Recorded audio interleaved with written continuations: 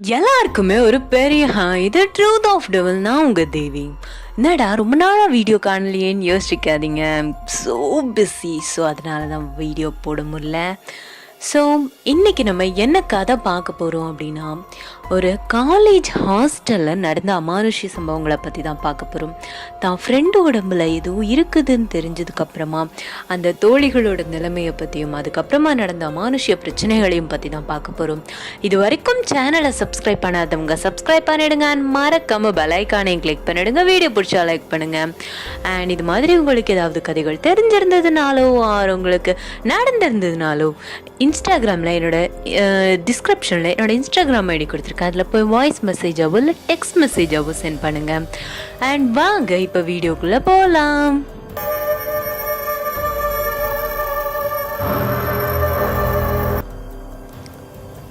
So இது எப்போ நடந்த கதைகள் அப்படின்னு பார்த்தீங்கன்னா, 2005 விருதுநகரில் இருக்கக்கூடிய ஒரு காலேஜ் ஹாஸ்டலில் நடந்த கதை தான் இது. வாணி அப்படின்ற ஒரு பெண்ணுக்கும் அவங்களுடைய தோழிகளுக்கும் நடந்த அமானுஷ்ய சம்பவம் தான் இது. என்ன ஆச்சு அப்படின்னா, 2005 வாணி அப்படின்ற பெண் வந்து அவங்களோட ஊர் வந்து விருதுநகர் கிடையாது, அவங்களோட ஊர் வந்து மதுரை. அங்கேருந்து அவங்களோட விருதுநகர் வந்து அவங்க வந்து படிக்க வந்திருக்கிறாங்க. அவங்க வந்து மெடிக்கல் ஸ்டூடெண்ட். ஸோ மெடிக்கல் சம்மந்தமாக அவங்க வந்து மெடிக்கல் ஸ்டூடெண்ட் படிச்சுட்ருக்குறாங்க. அவங்க கூடவே கிட்டத்தட்ட ஒரு 4-5 கேர்ள்ஸ். ஸோ ஒரு 4-5 பேர் வந்து அவங்க எல்லாருமே ஒரே ரூமில் தான் தங்கியிருப்பாங்க. ரொம்ப க்ளோஸாக அந்த மாதிரி இருக்கக்கூடியவங்க தான் அந்த 4-5 கேர்ள்ஸுமே. அவங்களில் ஒரு பிரேமா அப்படின்னு ஒரு பெண் உண்டு. அந்த பிரேமா அப்படின்ற அந்த பெண் பற்றி சொல்லணுன்னா ரொம்பவே அமைதியான சாதுவான ஒரு பெண். ஆனால் அந்த வாணி அப்படின்ற அந்த பெண்ணை பற்றி சொல்லணுன்னா கொஞ்சம் ரவுடி மாதிரி தான். எல்லாருக்கிட்டையுமே கொஞ்சம் ரகடாக பேசுகிற பொண்ணு தான். பட் மனசுக்குள்ள எதுவுமே வச்சுக்க மாட்டாங்க. எந்த பொண்ணுங்களுக்குமே இந்த பொண்ணு அவ்வளோவா பிடிக்காது. பட் அவங்க குரூப்பில் வந்து இந்த பொண்ணு வந்து ரொம்ப ஃபேவரட். அந்த மாதிரி இருக்கக்கூடிய பெண் தான் இந்த வாணி. இந்த வாணி அவங்களோட அப்படி அங்கே எல்லாருமே ரொம்ப ஹாப்பியாக இருந்த காலம்தான். ஹாஸ்டல் லைஃப்னாலே எல்லாருக்குமே தெரியும்ல, கேர்ள்ஸோட அரட்டை அது இதுன்னு துணி துவைக்கிறதுக்கு அதுக்கு இதுக்கு எல்லாத்துக்குமே ரொம்ப சண்டை போட்டுட்டோம், சத்தம் போட்டுட்டோம். ஒரு ஜாலியான லைஃபாக தானே இருக்கும். அப்படி தான் போயிட்டு இருந்த டைமில் அப்போ அந்த பிரேமா நான் ஒரு பொண்ணு சொன்னேன் தெரியுமா, அந்த பொண்ணு வந்து ஒரு விஷயத்தை வந்து கவனிக்க ஆரம்பிச்சிருக்காங்க. என்ன அப்படின்னா, இவங்க ஹாஸ்டலில் வந்து ஒரு ரூல்ஸ் இருக்குது. என்ன அப்படின்னா, காலையிலே ஒரு 5 o'clockலாம் எழுந்திரிச்சு ப்ரே பண்ணணும் அப்படின்ட்டு. சில பொண்ணுங்க நம்ம சொன்னால் கேட்கவா போகிறாங்க? அது உங்கள் காலேஜ் ஹாஸ்டல்லனா சொல்லவா வேணும்? குளிக்காமல் கொள்ளாமல் வந்து ப்ரேயரில் உட்காந்துடுவாங்க. பட் ப்ரேயருக்குன்னு வரும்போது குளிச்சுட்டு வரணும்னு சில பொண்ணுங்க நினைப்பாங்கல்ல. அப்படி இந்த பிரேமா அப்படின்ற பொண்ணு டெய்லியுமே குளிச்சுட்டு தான் ப்ரேயருக்கு வந்து வருவாங்க. ஒரு சில பொண்ணுங்க குளிக்காமலும் வருவாங்க. இவங்களோட ஹாஸ்டல் எப்படி இருக்கும் அப்படின்னு பார்த்தீங்கன்னா, ஒரு 10 ரூம்ஸ்க்கு வந்து ஒரு ரெஸ்ட் ரூம், அதாவது ஒரு டாய்லெட் ஆர் அண்ட் ஒரு பாத்ரூம் அந்த மாதிரி இருக்கும். ஸோ அப்படின்ற ஒரு 4-5 அந்த ரூம் மாதிரி இருக்கும். அவங்களோட ரூம்குள்ளே கிடையாது, வெளியே தான். ஸோ அதாவது வெளியே மீன்ஸ் ஹாஸ்டலுக்கு வெளியே கிடையாது, அவங்க ரூமுக்கு. அவங்க ரூம் வந்து அப்படி ஸ்ட்ரைட்டாக 4-5 ரூம் இருக்குன்னா அதுக்கு ஒரு அந்த சைடில் வந்து இருக்கும். ஸோ அப்படின்ற பட்சத்தில் அந்த பொண்ணு பிரேமா அப்படின்ற அந்த பொண்ணு வந்து டெய்லியுமே குளிக்கிறத வந்து வாடிக்கை வச்சுருக்காங்க. அவங்க ரூமில் பெருசாக வேறு யாருமே அங்கே குளிக்க போக மாட்டாங்க. காலங்காத்தாலே எந்திரிச்சு குளிக்க வேற செய்யணுமா அப்படின்னு சொல்லிட்டு யாருக்குமே அந்த குளிக்க போகிற பழக்கமே கிடையாது. ஸோ இந்த பிரேமா மட்டும் காலையிலே எந்திரிச்சு குளிக்க போயிருக்காங்க. அப்படி குளிக்க போகும்போது ஒரு நாள் தான் குளிச்சுட்டு இருக்கும்போது பார்த்துருக்காங்க, வெளியே ஒரு ஆள் வந்து நடமாடுற மாதிரி அவங்களுக்கு தோணியிருக்கு. நமக்கு தெரியும்ல, இப்போ வெளியே யாராவது நடமாடினாங்கன்னா அந்த ஒரு நிழல் தெரிகிறது.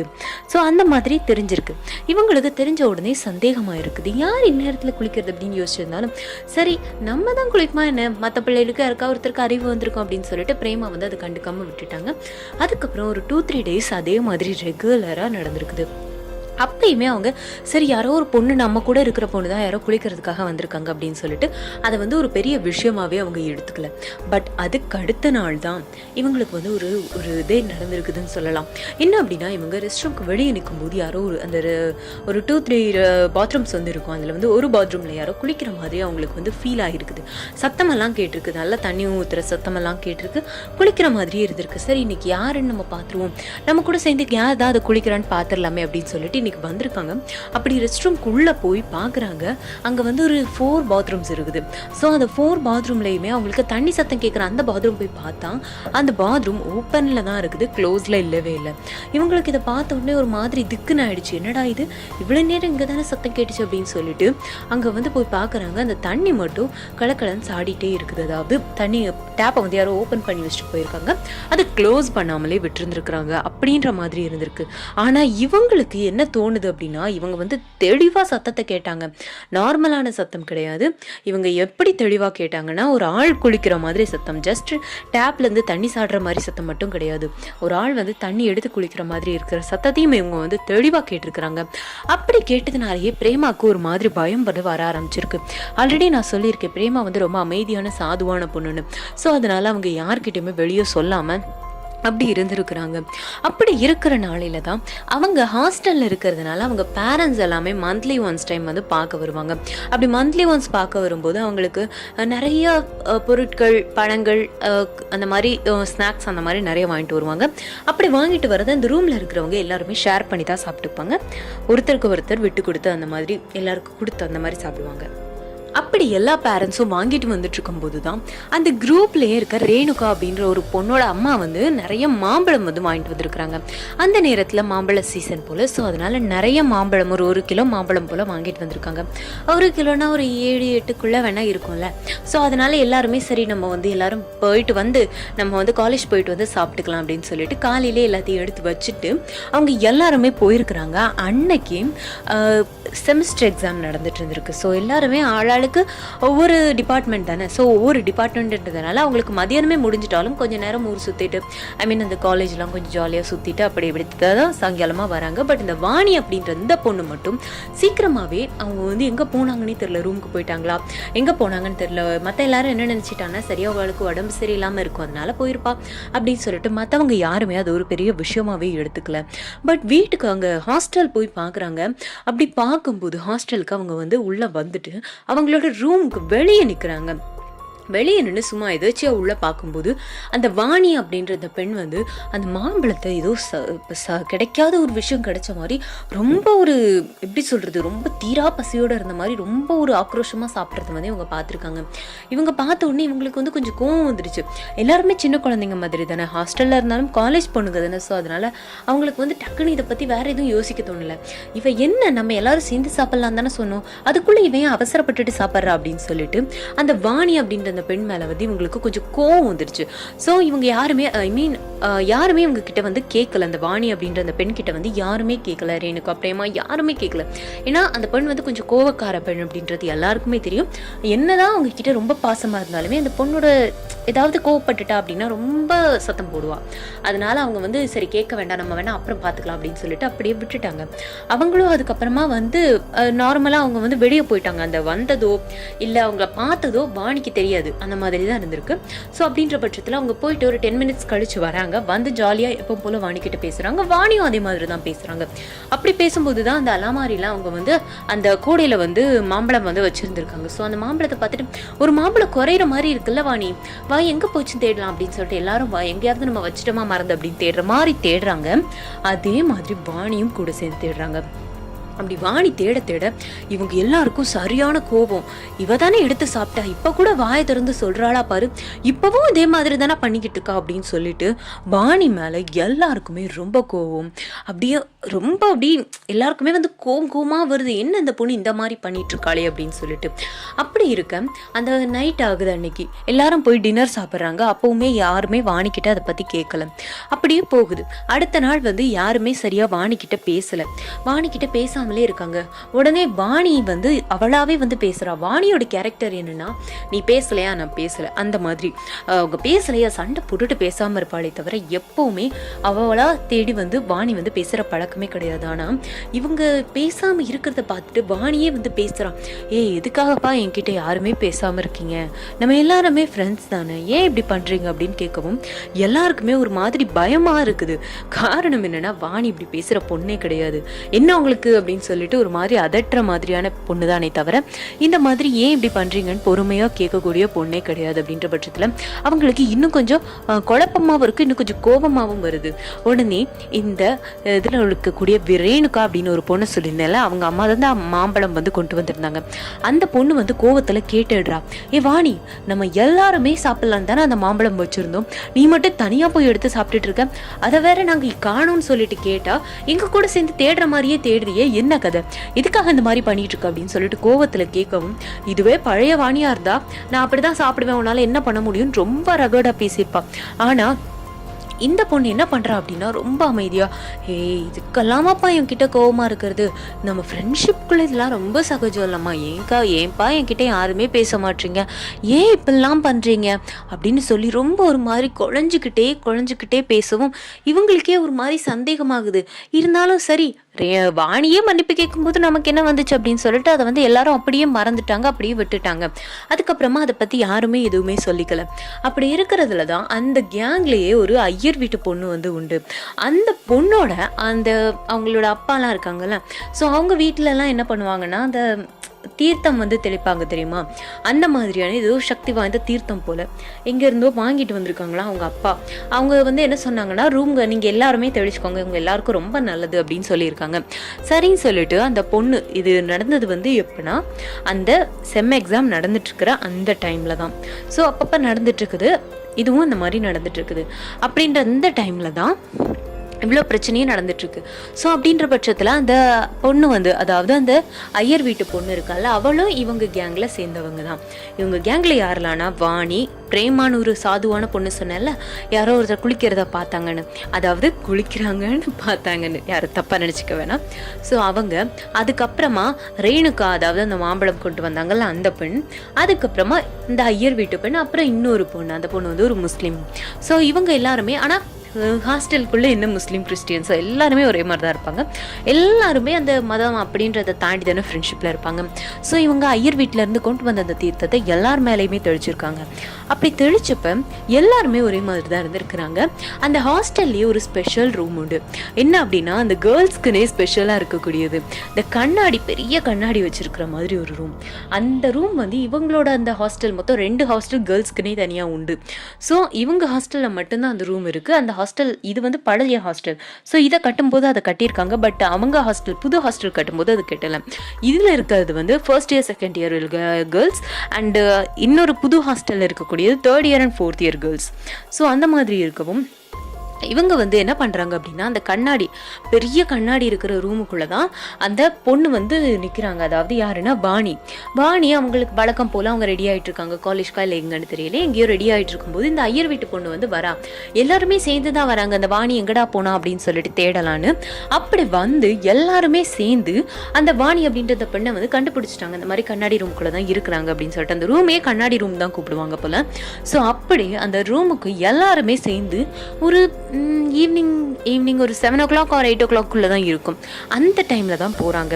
அப்படி போயிட்டு இருக்கும்போது வாணி வந்து ஏதோ ரெடி ஆகிட்டு இருக்க மாதிரி இருக்கு, எங்கடி ரெடி ஆகிட்டு இருக்க அப்படின்னு சொல்லி கேட்கவும் வாணி வந்து எதுவுமே சொல்லலை. அவங்க ஆக்டிவிட்டீஸில் இருக்கிற டிஃப்ரென்ஸ் வந்து இவங்களுக்கு கொஞ்சம் ஃபீல் ஆகுது. இருந்தாலும் அதை வந்து பெருசாக கண்டுக்கல இவங்க யாருமே. அப்படி இருக்கிறதுல தான் அந்த வாணிக்கு வந்து அந்த தீர்த்தத்தை வந்து தெளிக்கலாம் அப்படின்னு சொல்லிட்டு அந்த ஐயர் வீட்டு பொண்ணு தெளிக்க ட்ரை பண்ணுறாங்க. அந்த வாணி வந்து ரொம்ப ஒரு மாதிரி, என்கிட்ட தெளிக்காத, என் பக்கத்தில் வராத அப்படின்னு சொல்லி ஒரு மாதிரி ஒரு ஆக்ரோஷமான குரல்ல அவங்க கத்துறதை பார்த்த உடனே இவங்க எல்லாருக்கும் கொஞ்சம் கோவம் கலந்த பயமும் வந்துருச்சு. இதுக்காக இவ இந்த மாதிரி பண்ற அப்படின்னு சொல்லிட்டு இவளுக்கு இன்னைக்கு தெளிச்சே ஆகணும் அப்படின்னு ஒரு வீம்புல பண்ண போன காரியம் அவங்களுக்கு என்ன நிலைமையாச்சுன்றத பின்னாடி கண்டிப்பா பாருங்க. ஏன்னா அந்த அளவுக்கு ஒரு விஷயம் இருக்கு. என்ன அப்படின்னா, அவங்க பீம்புக்குனே நீ கண்டிப்பா இந்த தீர்த்தத்தை தெளிச்சே ஆகணும்னு சொல்லிட்டு எல்லாரும் என்ன பண்ண ஆரம்பிச்சிட்டாங்கன்னா, அவ கையை பிடிக்க ஆரம்பிச்சிட்டாங்க. வாணியோட ஒரு கையை இன்னொரு 2 பேர் பிடிச்சிருக்காங்க, இன்னொரு கையை 2 பேர் பிடிச்சி அவளை உடம்ப பிடிச்சு அவளை வந்து அந்த தீர்த்தத்தை தெளிக்க வச்சே ஆகணும் அப்படின்னு சொல்லிட்டு அந்த ஐயர் பொண்ணை தெளிக்க சொல்லவும் அப்படியே தெளிக்கிறா பாருங்க.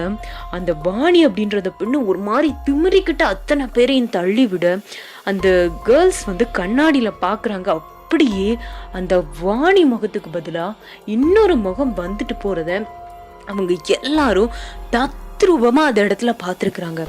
அந்த இடத்துல அப்படி பார்த்ததும் அவங்களால இப்ப வரைக்கும் அதை மறக்க முடியல. ஒரு மாதிரி பயந்தடிச்சு கத்திக்கிட்டே அந்த இடத்த விட்டு அத்தனை பேரும் ஓடிட்டாங்க. வாணி ஒரு மாதிரி ஒரு ஏதோ ஆன மாதிரி திடீர்னு அந்த ரூம்ல ஒரு மூலையில போய் உட்காந்துருந்துக்கிட்டாங்க.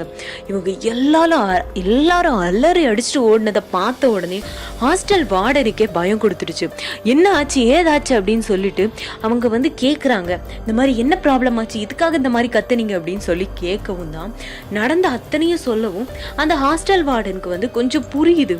ஏன்னா அவங்களுமே சில டைம்ஸ் இந்த வாணியோட நடவடிக்கைகளை வந்து நோட் பண்ணியிருக்காங்க. ஏன்னா நான் ஏற்கனவே சொன்ன மாதிரி வாணி கொஞ்சம் ரவுடி பொண்ணு. ஸோ உரண்டை இழுக்காத ஆளே இல்லைன்னு சொல்லலாம். உரண்டைனா வம்பிழுக்காத ஆளே இல்லைன்னு சொல்லலாம். அந்த அளவுக்கு வாணி வந்து ரொம்பவுமே வம்பிழுப்பாங்க. அப்படின்ற பட்சத்தில் இவங்க யாருக்கிட்டையுமே இத்தனை நாள் வம்பிழுக்காத வாணியவே இவங்களுக்கு புதுசாக தான் தெரிஞ்சிச்சு.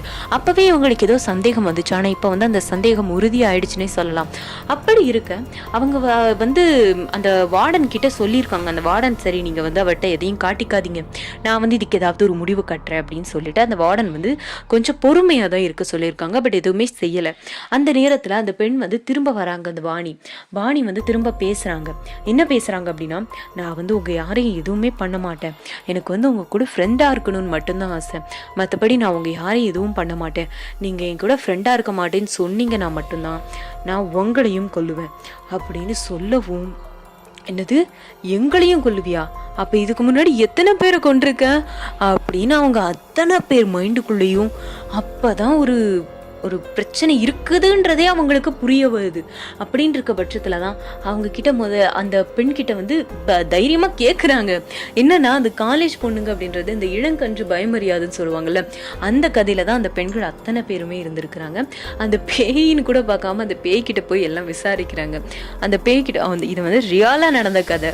ரியாலா அந்த பேய்கிட்ட என்னென்ன விசாரிச்சாங்க அப்படின்றத முதற்கொண்டு அதை விசாரிச்ச பொண்ணு தான் என்கிட்ட இந்த கதையவே சொன்னாங்க. ஸோ அப்படி இருக்கிறது அவங்க வந்து நீ யாரு, நீ எதுக்காக இந்த மாதிரி இறந்து போன, நீ எதுக்காக இப்படி உடம்புல வந்திருக்க அப்படின்னு கேட்கவும் தான் அந்த பெண் வந்து சொல்றாங்க, நான் வந்து இதே மெடிக்கல் காலேஜ்ல 10 வருஷத்துக்கு முன்னாடி படிச்ச ஒரு பொண்ணு தான், எனக்கு வந்து பக்கத்து ஊர் தான், நான் வந்து ஹாஸ்டல்ல தங்கி இருந்து தான் ஆனாலும் படித்தேன், அங்கே மேக்சிமம் எல்லாருமே ஹாஸ்டல்ல தங்கி இருந்து தான் படிச்சாங்க. அப்படின்ற பட்சத்தில் நான் வந்து அப்படி தங்கி இருந்து படித்தப்போ என் ஊருக்கு போகலான்னு சொல்லிட்டு ஊருக்கு வந்து கிளம்பி போயிட்டு இருந்தேன். அப்படி இந்த பெண் வந்து அவங்க ஹாஸ்டல்லேருந்து ஊருக்கு போகும்போது கொஞ்சம் இருட்டின அந்த ஸ்டேஜில் தான் இவங்க வந்து போயிருக்காங்க. அப்படி போயிட்டு இருக்கும்போதே அந்த ஊரை சேர்ந்த ஒரு 4 ஒரு மிடில் ஏஜ்டு பாய்ஸ் வந்து இந்த பெண்ணை வந்து வற்புறுத்தி, இந்த பெண் வந்து இந்த நேரத்தில் வருவாங்கன்னு தெரிஞ்சு அந்த பெண்ணை வந்து பலாத்காரம் பண்ணி அந்த பொண்ணை வந்து கொலை பண்ணி அவங்க ஊர் பக்கத்தில் இருக்கக்கூடிய ஒரு கிணத்துலையே போட்டுட்டு போயிட்டாங்க. அந்த கிட்டத்தட்ட ஒரு 1 வீக் கழிச்சு தான் இந்த மாதிரி ஒரு பொண்ணு வந்து இறந்து போயிருக்கிறா அப்படின்ற விஷயமே அவங்களுக்கு தெரிய வந்திருக்கு. காணாமல் போயிருக்கான்னு நினச்சி தேடினதில். ஸோ அதுக்கப்புறம் தான் அந்த பெண் சொல்கிறாங்க, என்ன இந்த நிலைமைக்கு ஆளாக்கி என்னை கொன்ன 4 பேத்தையுமே நான் கொன்னுட்டேன், அதுக்கப்புறமா தான் எனக்கு மறுபடியும் என் வாழ்க்கையை வாழணும்னு ஆசையா இருக்கு, அதனால தான் நான் இங்க வந்திருக்கேன், என்கிட்ட ஏதாவது நீங்க பிரச்சனை பண்ணுனீங்க அப்படின்னா உங்களை யாரையும் கொல்றதுக்கு கூட நான் தயங்க மாட்டேன் அப்படின்னு சொல்லவும், இவ்வளோ நாளா இதை வந்து ரொம்ப பிரச்சனை, ரொம்ப பயம், ரொம்ப சீரியஸ்னு எடுக்காத அவங்க 4 பேத்துக்குமே பயம் வந்து உடம்பெல்லாம் நடுங்கி போச்சு. அவங்களுக்கு என்ன பண்றதுன்னு தெரியல. இது அத்தனையுமே போய் அவங்க வந்து வார்டன் கிட்ட சொல்றாங்க, இவ வந்து இப்படி சொல்றா வார்டன் அப்படின்னு சொல்லும்போது, இந்த நிகழ்ச்சி வந்து உண்மையாவே 10 வருஷத்துக்கு முன்னாடி நடந்திருக்குது. இந்த வார்டனுக்கும் அது தெளிவா தெரிஞ்சிருக்குது. அப்ப நிஜமாவே உடம்புல ஏதோ இருக்குன்றத தெரிஞ்சுக்கிட்டு அவங்க வந்து அந்த பெண்ணோட வீட்டுல உள்ளவங்க, அதாவது அந்த வாணியோட வீட்டுல உள்ளவங்களை வந்து வர சொல்லியிருக்காங்க. அப்படி வர சொல்லி அவங்க கிட்ட எல்லா விஷயத்தையும் வந்து எடுத்து சொல்லியிருக்காங்க, இந்த மாதிரிலாம் பிரச்சனை நடந்திருக்குன்னு, நீங்க வந்து பாத்துக்கோங்க அப்படின்னு சொல்லவும் சரின்னு சொல்லி அவங்க சில இடங்களுக்கெல்லாம் கூட்டிட்டு போய் அதை வந்து சரி பண்ணி இப்ப வந்து வாணி திருமணமாகி 2 குழந்தைங்களுக்கு அம்மாவாகி நல்லா இருக்கிறாங்க அப்படின்றத வந்து இந்த பதிவை நமக்கு சொன்ன அந்த பெண்மணி வந்து நம்ம கிட்ட சொல்லியிருக்கிறாங்க. ஸோ நம்ம வந்து ஹாஸ்டல் பற்றி நிறைய பேத்துக்கு நிறைய ஐடியாஸ் வந்து இருக்கும்.